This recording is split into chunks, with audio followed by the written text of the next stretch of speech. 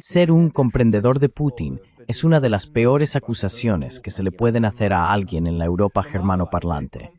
Normalmente proviene de personas que creen saber con absoluta precisión lo que realmente quiere Rusia.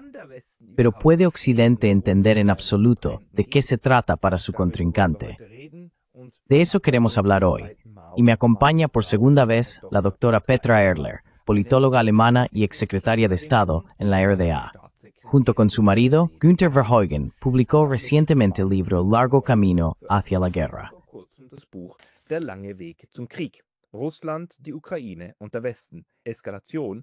Rusia, Ucrania y Occidente, escalada en lugar de distensión. Petra, bienvenida de nuevo. Muchas gracias, Pascal. Empecemos quizá con tu experiencia personal. Tú trabajabas en política en la RDA cuando llegó la reunificación. Además, participaste activamente para que pudiera producirse. ¿Cómo fue eso? ¿Cómo fue tu experiencia? ¿Entendió Alemania Occidental, entendió Occidente a Alemania Oriental en aquel entonces? ¿Y se llevó a cabo la unificación tal y como vosotros en el este la habíais imaginado en aquel momento?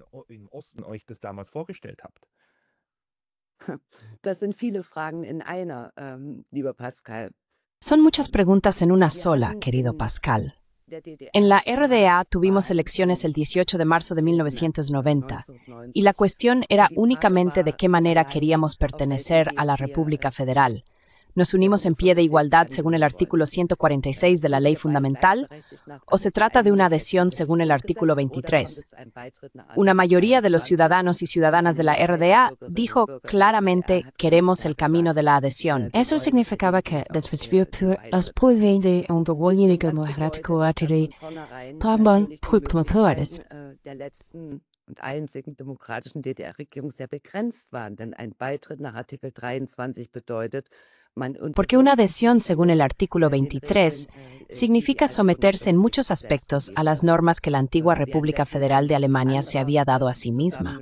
Mientras tanto, otra forma de unión habría llevado, por ejemplo, a tener una constitución común y a debatir cuestiones tan importantes como si se debía tener un himno común y cuánta experiencia, pero también cuánta realización de la RDA debía incorporarse a este nuevo país, porque sin duda la unificación alemana creó un nuevo país.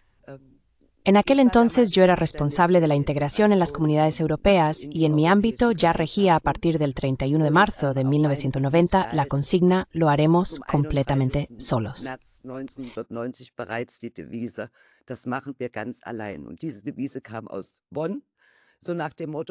Y esa consigna venía de Bonn, algo así como no tenemos nada que buscar allí, no tenemos con quién hablar y los alemanes del oeste ya se encargarán. Pero esa no era nuestra posición. Creíamos que todos los miembros de la comunidad europea, pero también la comunidad de los pueblos, tenían derecho a conocernos, a saber quiénes éramos realmente.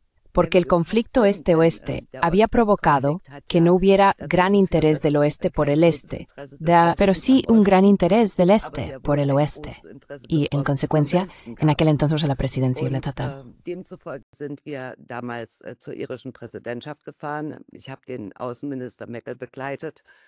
Acompañé al ministro de Asuntos Exteriores Merkel y allí presentamos nuestras demandas y dijimos queremos participar, queremos que nos conozcáis, pero también queremos dejar claras nuestras propias prioridades, porque no podíamos imaginar que la antigua República Federal lo supiera todo sobre lo que habría sido importante y correcto para la RDA en una Alemania unificada. Y la primera pregunta de los irlandeses fue, ¿lo habéis hablado con Genscher? Y dijimos, no. Entonces hubo una pausa estratégica de 2 horas. Bebí el primer whisky irlandés de mi vida.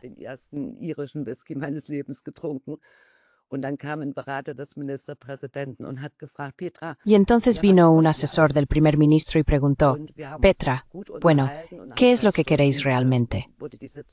Tuvimos una buena conversación y después de 2 horas la sesión se reanudó formalmente. Los irlandeses nos dijeron, os apoyaremos. Pronto formaréis parte de esto y por tanto también tenéis ahora el derecho de expresar vuestra opinión y daros a conocer con quiénes somos nosotros y viceversa. Eso no le gustó nada a Bonn, pero se resignaron siempre que prometiéramos que por supuesto no iba a trasladar los conflictos internos alemanes al ámbito europeo. innerdeutschen Konflikte jetzt auf europäischem Buckel austragen würden. Also das war in dem Fall ein positiver. En ese caso, fue un proceso positivo, que también llevó a que vosotros desde el este pudierais presentar vuestras demandas dentro de las futuras estructuras de la UM, entonces aún era la zona económica. Eso fue positivo. Occidente lo hizo bien, integrar a Alemania del Este e iniciar un proceso que finalmente tuvo éxito. Der schlussendlich erfolgreich war. Ja, wichtig ist dabei, sich daran zu erinnern, dass wir Es damals importante einen recordar que en aquel entonces teníamos a un presidente de la Comisión, Jacques Delors.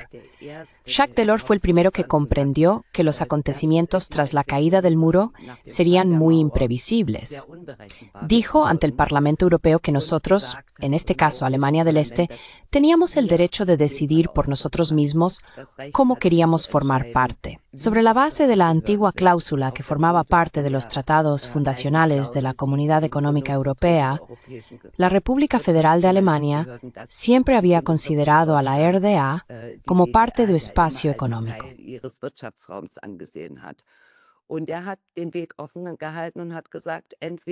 Y mantuvo el camino abierto y dijo, o venís como un Estado con igualdad de derechos o por la vía de la adhesión a la República Federal de Alemania. Y eso creó en la entonces Comunidad Europea un clima bastante positivo, al menos hacia nosotros. Thatcher tenía una actitud más favorable hacia el gobierno de la RDA que hacia Helmut Kohl. Los franceses trataban al primer ministro de Alemania del Este con mucha benevolencia, porque era una Alemania diferente, por así decirlo. No una que arrasara por la sala, sino una modesta.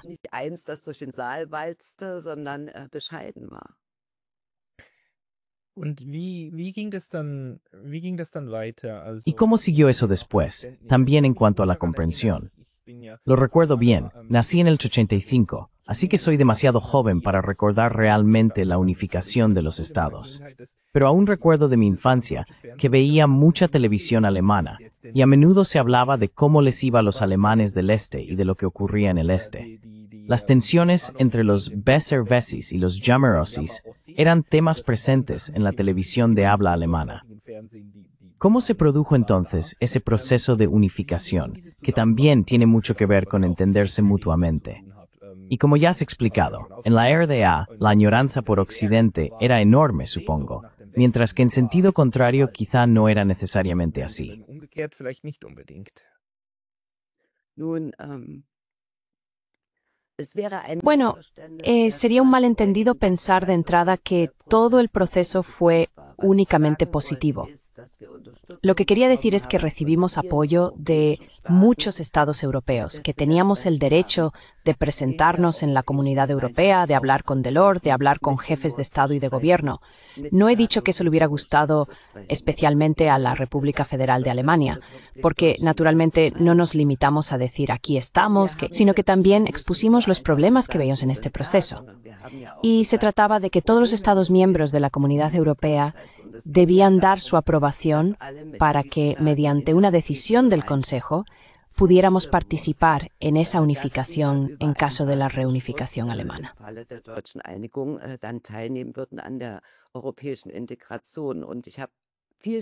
Y mucho más tarde aprendí hasta qué punto el antiguo gobierno federal odiaba que, por ejemplo, dijéramos que no queríamos depender únicamente de la financiación de Alemania Occidental, sino que pensábamos que era importante que la solidaridad europea también llegara sobre el terreno a los nuevos estados para que la gente se sintiera integrada.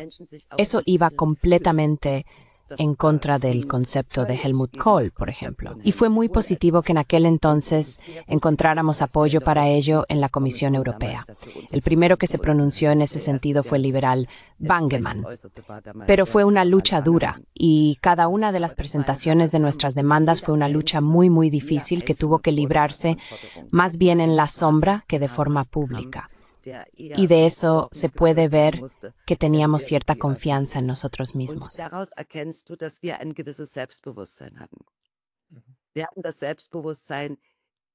Teníamos la confianza en nosotros mismos, ya fuera que nos adhiriéramos o que actuáramos según el artículo 146, de que teníamos algo que decir, y lo decíamos de manera que resultara ventajoso para la nueva República Federal. Porque estaba bastante claro, al menos para nosotros lo estuvo pronto, que aquello no sería un camino de rosas, ni desde el punto de vista económico, ni desde el político. Y en aquel entonces no sabía que en 4 años el 50% de los alemanes del Este estarían desempleados. Pero también sabía que nuestras empresas no eran competitivas, que nuestra agricultura no era competitiva. No se puede competir de la noche a la mañana en un mercado que no se conoce, con el que no se tienen relaciones ni estrategias de marketing. Pero tampoco yo sabía en 1990 lo grave que llegaría a ser. Y a eso se sumaba, por así decirlo, el problema Pisten.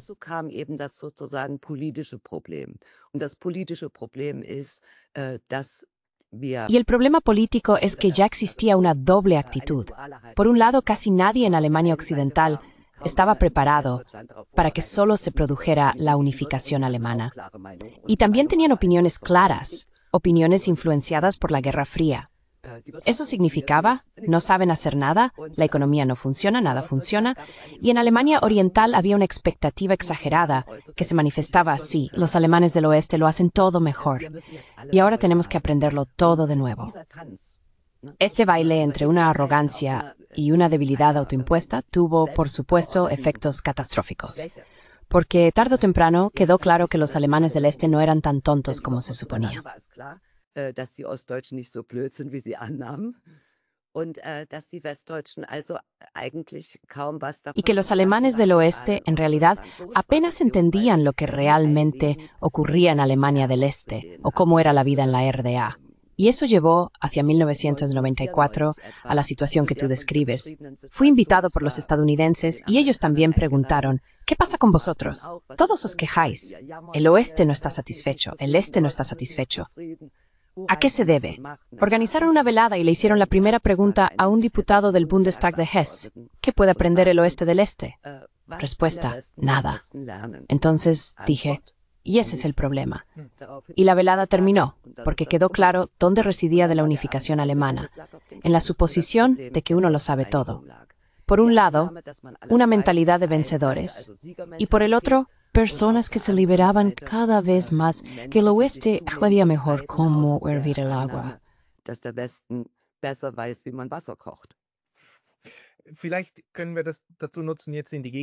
Quizás podamos aprovechar esto para saltar ahora al presente, porque lo que cuentas me suena mucho a una mentalidad que sigue predominando, y quizá no solo en Alemania, sino en gran parte de Europa.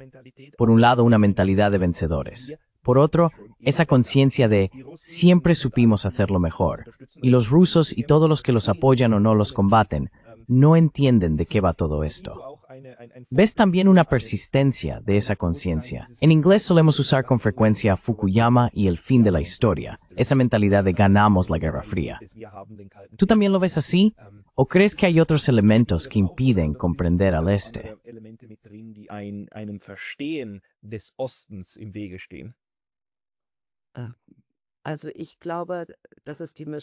Así que creo que se trata de una mezcla de desinterés, ignorancia, mentalidad de vencedores y soberbia. Y todo ello se combina con la explotación propagandística de la democracia y los derechos humanos, bajo el lema «Somos los portadores de la democracia, somos los portadores de los derechos humanos y, por tanto, a priori, siempre estamos del lado correcto de la historia». Eso nos libera de tener que interesarnos realmente por los demás y sus problemas, y de querer comprenderlos. Y eso empieza ya en la relación con los nuevos Estados Unidos de Metas de la UE, aquellos que se incorporaron en 2004 y 2007.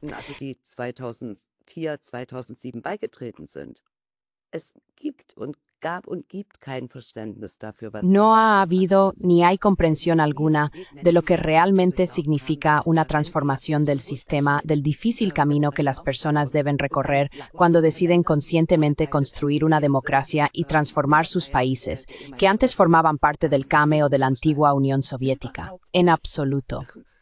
Hace poco leí un libro deplorable en el que se lamentaba que tras la disolución de la Unión Soviética todavía existiera en Rusia el Homo Sovieticus.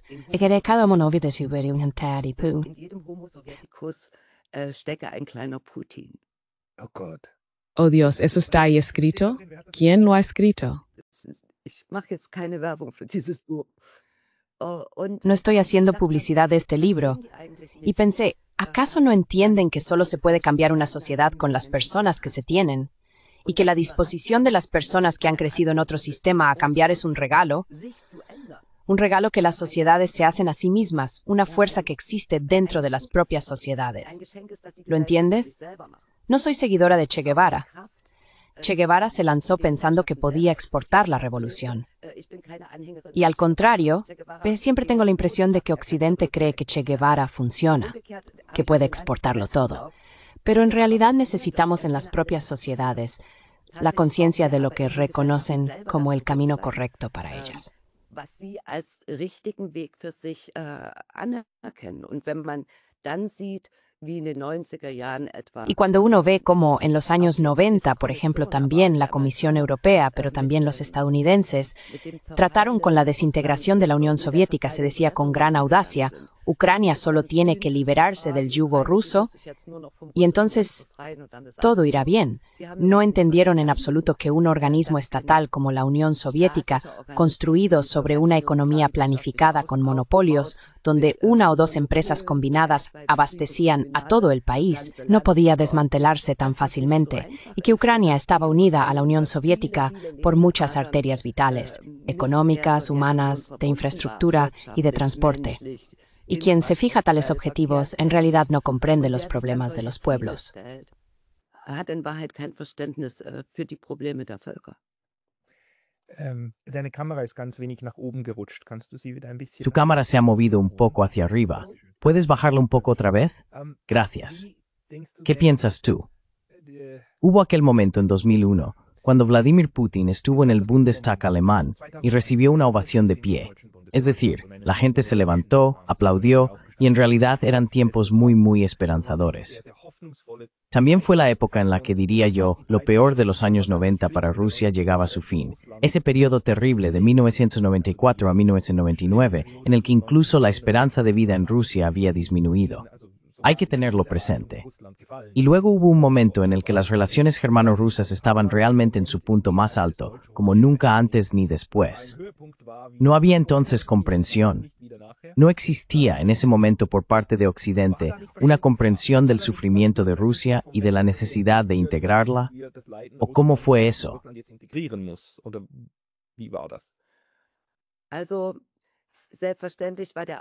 Por supuesto, la intervención de Putin en el Bundestag alemán fue sin duda un punto culminante de las relaciones germano-rusas, pero ciertamente no el punto culminante de dichas relaciones.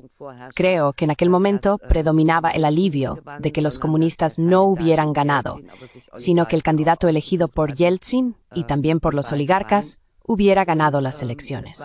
Y por supuesto, Diskurs represent Tony for the mistelf, pero es que stretch is so zurich meine Deutschland und Russland.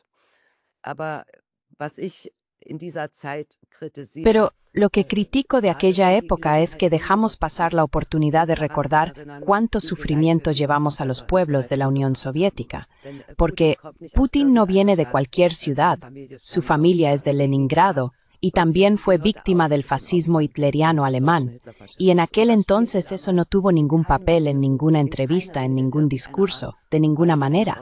Y para él tampoco tiene importancia, solo se hablaba del futuro, pero también fue una oportunidad perdida para hablar de por qué tenemos una responsabilidad histórica especial, que se expresa en los 27 millones de ciudadanos soviéticos muertos.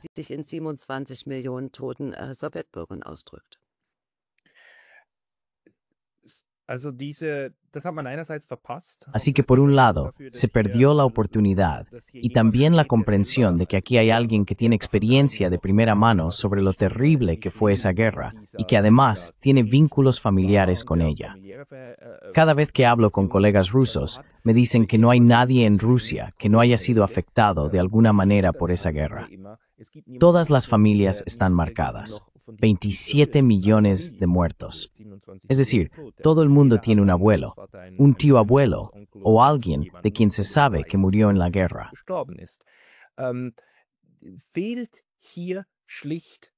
No falta aquí simplemente algo.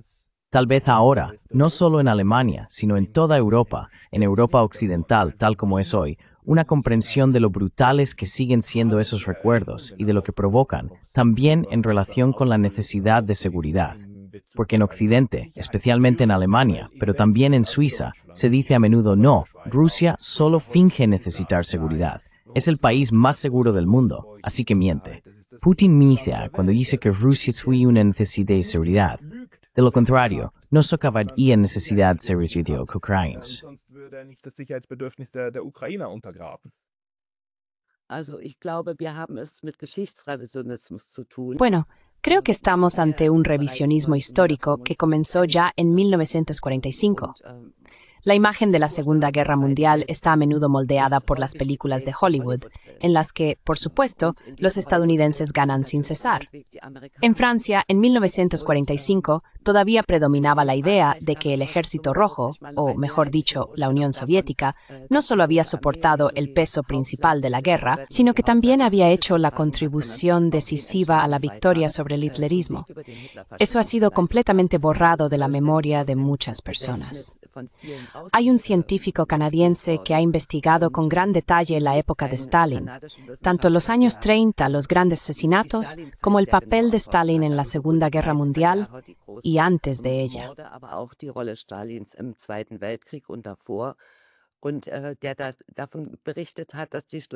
Y él contaba que sus estudiantes siempre se quedaban completamente horrorizados cuando comprendían contra cuántos alemanes tuvo que luchar el Ejército Rojo en aquel entonces y contra cuántos menos alemanes en comparación tuvieron que enfrentarse las potencias aliadas vencedoras.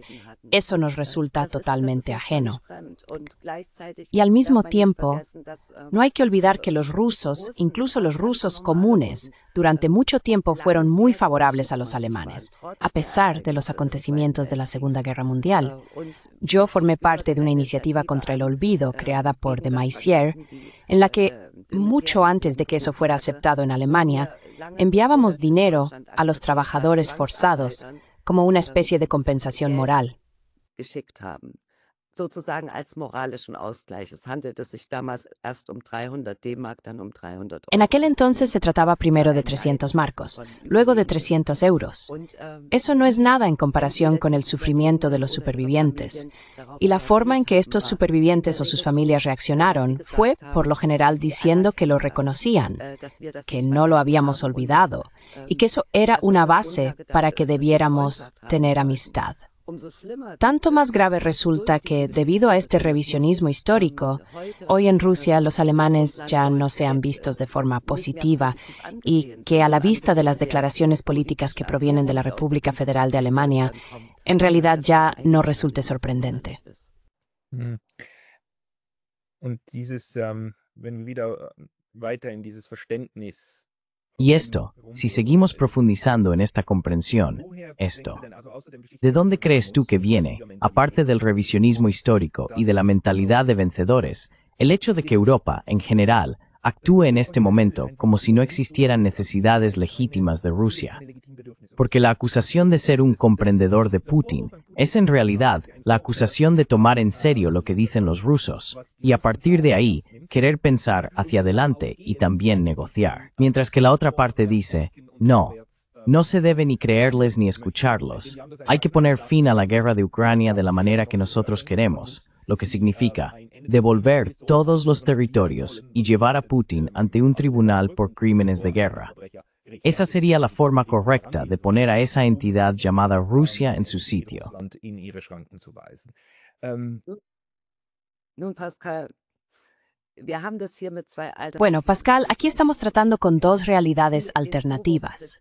Aquellos que lanzan la acusación de ser comprensivos con Putin afirman en realidad que son ellos quienes mejor lo entienden. Y esa comprensión puede resumirse siempre en tres palabras. Una vez KGB, siempre KGB, parafraseando la película de James Bond de 1985.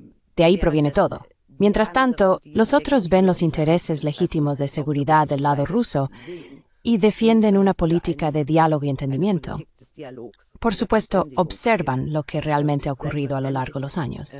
Sich anschauen, was ist über die Jahre tatsächlich passiert. Die drehen dem Putin nicht die Worte im Mund rum, No tergiversan las palabras de Putin, no eligen simplemente lo que les conviene y lo que no, sino que intentan presentar la historia en su secuencia y mostrar también los desvíos fatales que tomó Occidente. Pero esa no es la historia que domina en la Unión Europea. Kaja Kallas, nuestra supuesta jefa de la diplomacia, considera que la contribución de Rusia y China a la victoria sobre el fascismo hitleriano en la Segunda Guerra Mundial es desinformación. Esa mujer ya no tiene ninguna formación histórica. Die Frau hat überhaupt keine geschichtliche Bildung mehr. Und ich fürchte, andere haben die auch nicht. Y me temo que otros tampoco la tienen. Hubo intentos procedentes de Polonia y también de los países bálticos de atribuir a Rusia o a la Unión Soviética una parte de la culpa por el estallido de la Segunda Guerra Mundial. Y eso no resiste ningún examen histórico, porque se niega todo. ¿Quién miraba entonces con gran benevolencia a la Alemania de Hitler y también pactó parcialmente con ella? Se niega que Stalin, es decir, la Unión Soviética, Se esforzara durante más de 6 años por alcanzar una coalición anti-Hitler con Francia y el Reino Unido, porque naturalmente todo esto está cargado de tal exhorta.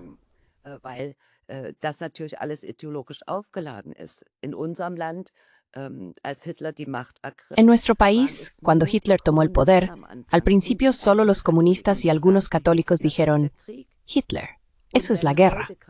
Y hoy, cuando Kaja Kallas reflexiona sobre cuántas guerras han partido realmente de Rusia, y al parecer ha pedido a sus servicios que investiguen, y luego encontraron una cifra, no sé cuál, entonces miré en Wikipedia cuántas guerras habían involucrado a los rusos a lo largo de los siglos. 32 páginas. Y hay que imaginarse que, por ejemplo, se menciona que hubo ciudadanos soviéticos, al igual que estadounidenses, entre ellos Hemingway, que lucharon en la Guerra Civil Española. Im Spanischen Bürgerkrieg gekämpft haben. Also hier werden Dinge zusammengeschmissen. Aquí se mezclan cosas y se presentan al público de forma totalmente desordenada, que ya no tienen nada que ver con intereses de seguridad, sino que solo pretenden mostrar la ansia de guerra de Rusia, cultivada durante milenios. Si uno mira solo las guerras entre los años 800 y 1500 que aparecen en Wikipedia, me pregunto, ¿cuántos ucranianos participaron entonces? Pero esas preguntas nunca se plantean, Porque solo tratamos la historia de manera superficial y no tenemos comprensión de cómo ocurrió realmente. Y quienes intentan averiguarlo son directamente despreciados. Zu ergründen versuchen, die werden ja regelrecht abgewatscht, aber eben leider nicht mit Argumenten, sondern eben mit solchen dummen. Pero, lamentablemente, no con argumentos, sino con comentarios tan tontos y descarados como, qué sé yo, ángeles caídos, aguadores del Kremlin o pacifistas de pacotilla.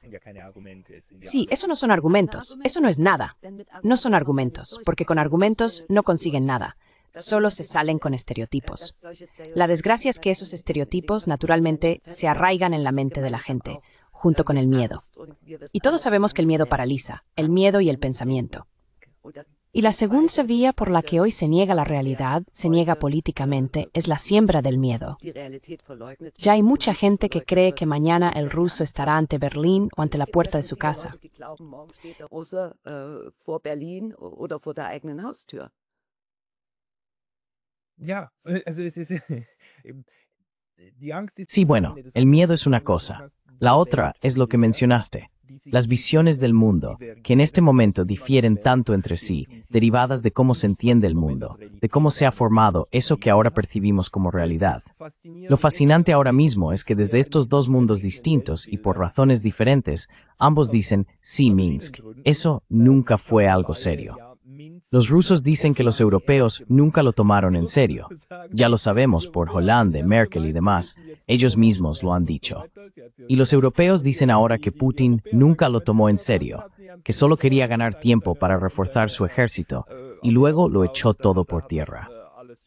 Es realmente fascinante que en este momento ambos bandos lleguen por motivos completamente distintos a la conclusión de que Minsk nunca fue algo serio, o Minsk en general, pero lo que resulta es que no podemos ponernos de acuerdo sobre una realidad común, sino que usamos esas visiones del mundo para darle una lógica a la guerra. Así que por eso estamos en guerra. zu sprechen. Also darum sind wir im Krieg. Pascal, ich Pascal, no puedo darte ninguna respuesta a tu pregunta, porque creo que la visión del mundo de quienes se dedican a preparar la guerra no es coherente en sí misma. Por un lado, siempre se dice que los rusos se imaginan todas las amenazas que podrían venir de la OTAN. Por otro lado, se afirma que no hay motivos para la guerra en Ucrania, que se trata de pura agresividad rusa. Y por otro lado, el secretario general de la OTAN, Stoltenberg, dice: por supuesto, Los rusos no querían ampliar la Ucrania y no posibles que esto no se la mala. Und natürlich, selbstverständlich haben wir sie ihnen nicht gegeben. Das bedeutet, das Narrativ. eso significa que la narrativa de quienes atribuyen todo a una supuesta agresividad rusa naturalmente desarrollada no es cierta. No pueden sostener sus propias mentiras. Hoy la Unión Europea vuelve a decir en la persona de la señora Kallas: sí, siempre quisimos una paz duradera, justa y segura para Ucrania y para Europa. Pero de hecho, eso no es correcto. Todos sabemos que existieron las negociaciones de Estambul. Todos sabemos que estuvimos bastante cerca de una oportunidad de paz. Ucrania aún por algunos puntos abiertos no eran insuperables. Die waren nun nicht unüberwindlich. Und es hätte dazu geführt, dass die Ukraine territorial. Y eso habría llevado a que Ucrania se mantuviera territorialmente intacta. Se habría hablado de Crimea durante 10 años, Ucrania habría sido desmilitarizada, habríamos tenido una Ucrania neutral. Y entonces vino Occidente y dijo: así no va a ser. Esto no es lo que nosotros imaginamos, porque nunca se trató de Ucrania, siempre se trató de Rusia. Y luego eso se empezó a decir cada vez más abiertamente: nuestro objetivo es debilitar estratégicamente a Rusia a través de Ucrania. Y la señora Kallas lo ha repetido hace poco. Dijo en relación con el plan de paz: la Unión Europea solo tiene 2 puntos. Also, die Europäische Union hat nur 2 Punkte. Erstens, die Schwächung Russlands, zweitens, die Unterstützung der Primero, el debilitamiento de Rusia. Segundo, el apoyo a Ucrania. Es decir, no hay ninguna estrategia ahí, salvo que consideremos que el debilitamiento de Rusia es un castillo en el aire. Y en segundo lugar, si eso llegara a lograrse, conduciría al único caso en el que el uso de armas nucleares rusas estaría realmente legitimado. Así que ya no puedo reconocer en ello una política racional. Por eso creo que la visión del mundo que describes, esa visión del mundo, Se basan en certezas completas y distorsionadas, pero también en premisas ideológicas que dictan absolutamente por el camino equivocado y que a veces me hacen dudar de la salud mental de que le piensan. manchmal an der geistigen Gesundheit derer zweifeln lassen, die das vertreten. Aber wie kommt es? Also nehmen wir. Pero ¿cómo es posible eso? Tomemos, por ejemplo, a la señora Kallas. No puedo entender a la señora Kallas, porque en realidad por su biografía debería ser una constructora de puentes nata. Nació como ciudadana soviética, creció en la Unión Soviética hasta los 16 años, hija de un comunista, no solo un político, sino un dirigente en Estonia. Sí, en Estonia. Y en principio debería tener una comprensión de todo lo que ocurrió en la Unión Soviética y de esos contextos históricos.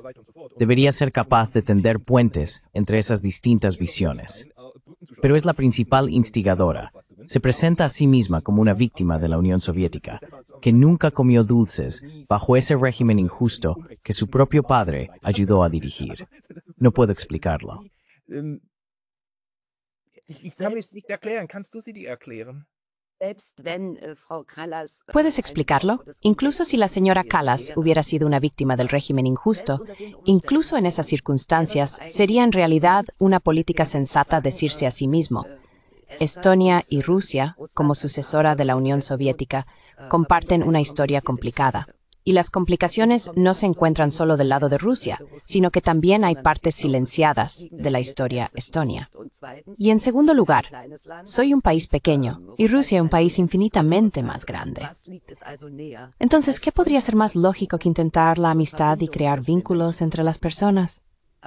Pero ese no es el espíritu de la época en Estonia. Estonia ha tratado a su minoría rusa apenas según el nivel mínimo que exige el Convenio Europeo de Derechos Humanos.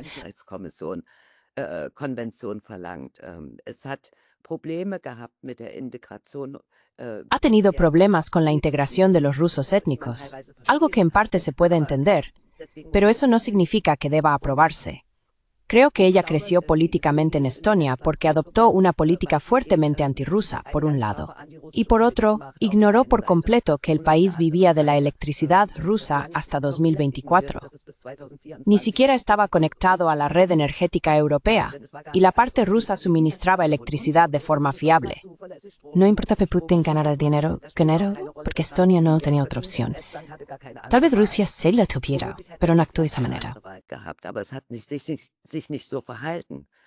Und diese Politik von Estland begann bereits im Jahre Y esta política de Estonia comenzó ya en 1994. En aquel entonces, un primer ministro estonio, Meri, apareció en Hamburgo y dejó escrito en el libro de los hamburgueses: Rusia es, por supuesto, agresiva. Y hoy se dice que ya entonces tenía razón. Eso es completamente ridículo. Simplemente defendía una determinada imagen de Rusia porque era un enemigo de Rusia, así de simple. Y la señora Kallas se ha perfilado como una política de ese tipo, y en consecuencia ya no es capaz de reflejar el mundo en su totalidad, y por tanto es completamente inadecuada e incapaz de ejercer la política exterior o incluso la diplomacia en nombre de la Unión Europea. Y todos lo saben en realidad, porque a principios de año los jefes de Estado y de Gobierno europeos hablaron sobre quién podría dialogar con Rusia, y el nombre de la señora Kallas no apareció. En realidad.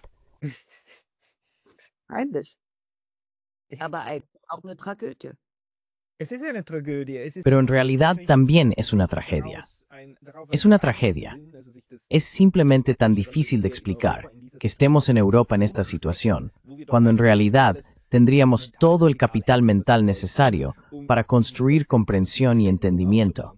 Ya se había logrado una vez con la Ostpolitik de Willy Brandt, con esa comprensión de que durante muchos años también había que tender puentes del oeste hacia el este. Y que tú eso signal en that small gamver in Numbrezers. Das lässt mich sprachlos. Ja, aber ich meine, Sí, pero quiero decir que el apogeo de las relaciones germano-rusas fue bajo el canciller Schröder y comenzó con un pacto a tres bandas en 2003 en el contexto de la guerra de Irak. Schröder, Chirac y Putin se opusieron entonces a la agresión estadounidense contra Irak. No participaron y la condenaron de forma clara y contundente. Y recuerdo, también lo escribimos en nuestro libro, cómo reaccionó la parte estadounidense con una actitud del tipo: eso no nos interesa. Pero en realidad significaba: los vamos a alquitranar y emplumar y golpear por haberse atrevido a desafiar nuestro papel de liderazgo y también nuestra política exterior cada vez más militarista. Und davon ist nichts vergessen worden, gar nichts. Y nada de eso se ha olvidado, absolutamente nada. Fue la primera señal de que Estados Unidos actuaría con dureza contra esa Rusia que volvía a aparecer en el escenario mundial bajo la figura de su presidente Putin. Y pasaron exactamente 3 años hasta que se dijo: Rusia es una gasolinera disfrazada de país. Primero se la menospreció, pero al mismo tiempo se tomaron cada vez más medidas para mantener a raya y potencialmente debilitar a esa Rusia que empezaba poco a poco a levantarse de nuevo.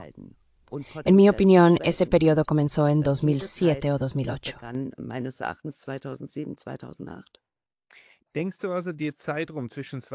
¿Crees entonces que el periodo entre 2003 y 2007 fue el año en que Vladimir Putin pronunció su discurso en la conferencia de seguridad, que en realidad fue un llamamiento: deteneos, esto se está volviendo peligroso, tenemos que sentarnos y hablar seriamente sobre todo lo que está saliendo mal ahora mismo? Pero eso significa que en 2007 ya había bastantes problemas. Y Vladimir Putin dijo: tenemos que corregir el rumbo, queridos amigos, aquí en Múnich. Pero entre 2003 y 2007, fue realmente entonces cuando empezó a ser socavado explícitamente ese proceso de unificación europea o paneuropea, es decir, Francia, Alemania, Rusia, ¿o había comenzado antes?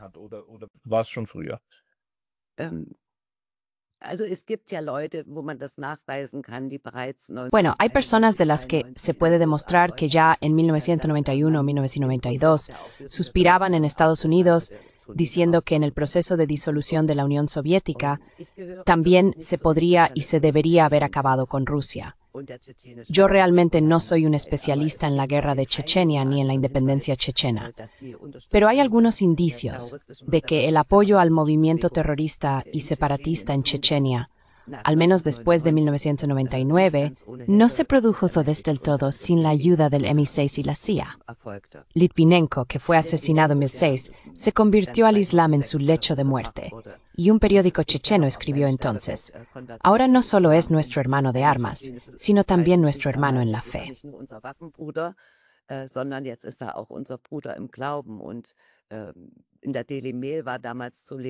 Y en el Daily Mail se podía leer entonces que trabajaba para el MI6 desde 2003. Eso es a lo que me refiero con indicios. Solo que en ese momento ya existía una dualidad. Por un lado, el odio hacia los rusos no había desaparecido con la disolución de la Unión Soviética. Ben Hodges, por ejemplo, dice: desde hace décadas Rusia es nuestro enemigo. Y por otro lado, Occidente tenía que maniobrar, y también quería hacerlo, entre la cuestión de si lograríamos atraer a Rusia a nuestro campo o cómo evitar que se volviera demasiado independiente. Porque el discurso que Putin pronunció en 2007 y la reacción de Occidente ante él hablaban por sí mismos.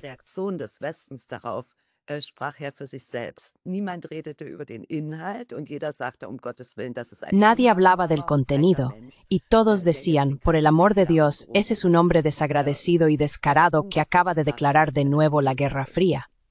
Que haya planteado puntos que tenían su justificación ya no le interesaba a nadie en el debate de 2007. Y en 2008, cuando los estadounidenses prácticamente obligaron a Francia, y en particular también a Alemania, a aceptar la opción de ampliar la OTAN a Ucrania a través de Georgia, Merkel sabía perfectamente todo lo que hacía.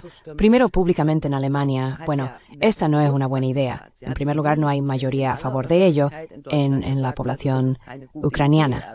Y en segundo lugar, ¿dónde está el valor añadido? Eso está en el estatuto de la OTAN.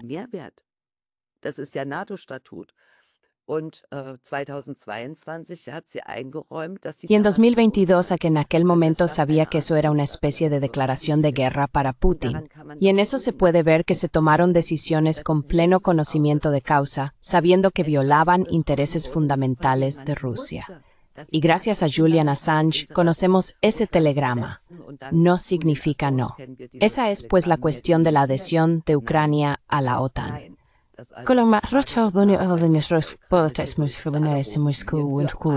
O en Rusia.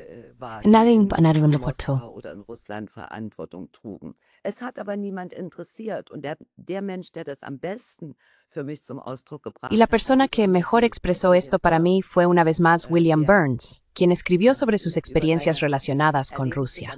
No sería la pregunta correcta decir quién perdió Rusia. Lo correcto sería decir que Rusia nunca fue nuestro país. Y creo que eso es cierto. Rusia siempre fue el país de los rusos y de todos los demás pueblos. Pero se intentó, por así decirlo, convertirla en una especie de socio menor, en el 51º estado, en un vasallo, en un sirviente. Tales vasallos y sirvientes, como lamentablemente lo es hoy la República Federal de Alemania, ni siquiera entienden que otros tienen una naturaleza más orgullosa. Digámoslo así.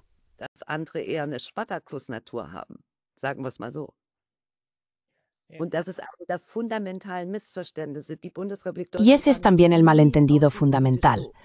La República Federal de Alemania nunca ha sido tan dependiente de Estados Unidos en política exterior como lo es hoy. Mencionaste a Brandt, pero también a Kohl, en parte a una Merkel y por supuesto a Schröder. Y hoy se puede leer que el canciller alemán dice: lo que quieras, Joe, eso haré. Y así se refleja también en su comportamiento en el despacho oval. Esa famosa foto que solo da ganas de llevarse la mano a la cabeza. Están todos sentados allí como niños de guardería ante su maestra, escuchando con devoción. Qué vergüenza, qué poca confianza en sí mismos, y qué fatal resulta eso para la defensa de los propios intereses.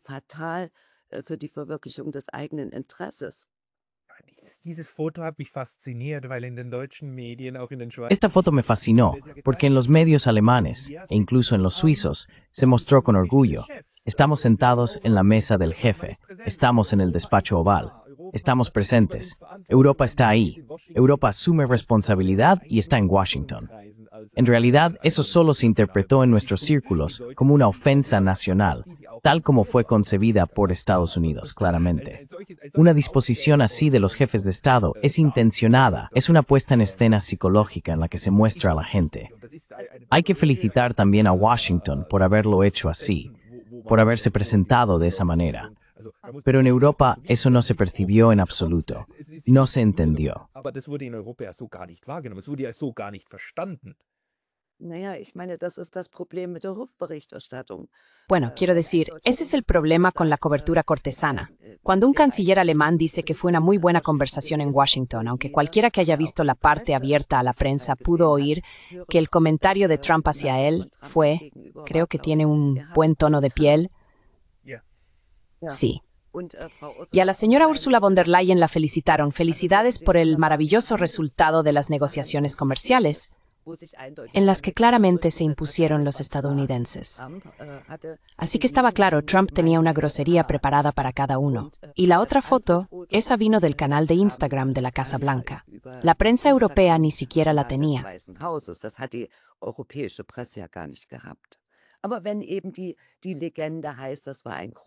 Pero cuando la leyenda dice que fue un encuentro magnífico y al mismo tiempo se afirma, sí, los estadounidenses son realmente los más importantes del mundo y sin el paraguas nuclear de los estadounidenses, oh Dios, quién sabe si los rusos no habrían estado aquí ya ayer, entonces se acaba el reflejo de la realidad. Como he dicho, creo que en ciertos círculos, y lamentablemente son formadores de opinión o líderes de opinión, aunque no necesariamente representen la opinión mayoritaria, existe una tendencia a ver solo lo que se quiere ver. Y si uno quiere ver que es una bonita imagen en la que todos están sentados delante del papá Trump y...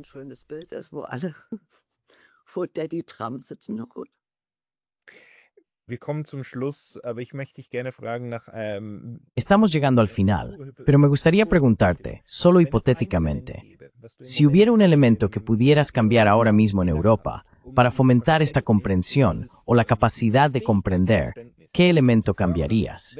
¿Dirías que si la propaganda se detuviera, entonces alcanzaríamos la comprensión? Si tuviéramos medios de comunicación verdaderos que se esforzaran por los hechos reales y no por manipular emociones. ¿O querrías caer a la élite política en Europa? ¿Qué querría amor que la comprensión vuelva a ser posible?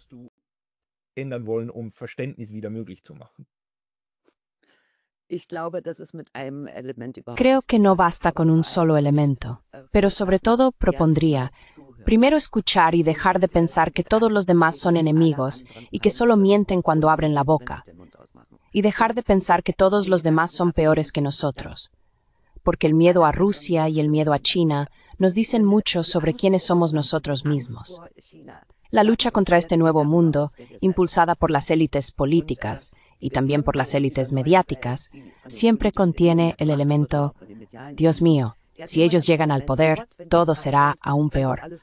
Porque durante 30 años hemos tenido muchas experiencias terribles, en la medida en que se manifestaba la dominación estadounidense, o durante 500 años en los que recorrimos y dominamos el mundo. En realidad, me gustaría que dejáramos de pensar que somos el centro del mundo.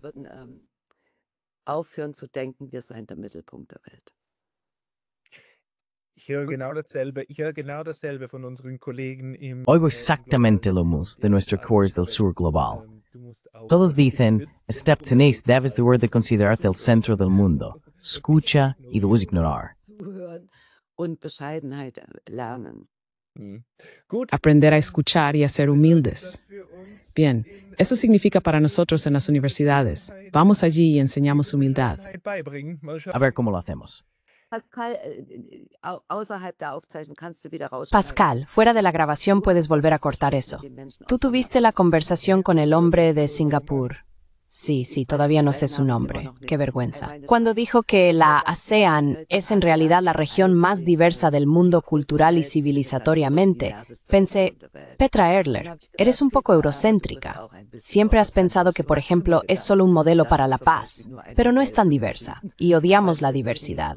Solo quería decírtelo. Así que, haz ahora de clausura. Petra, la gente que quiera seguirte puede comprarse tu libro, el que escribiste con tu marido. Pero se te puede encontrar en algún otro sitio.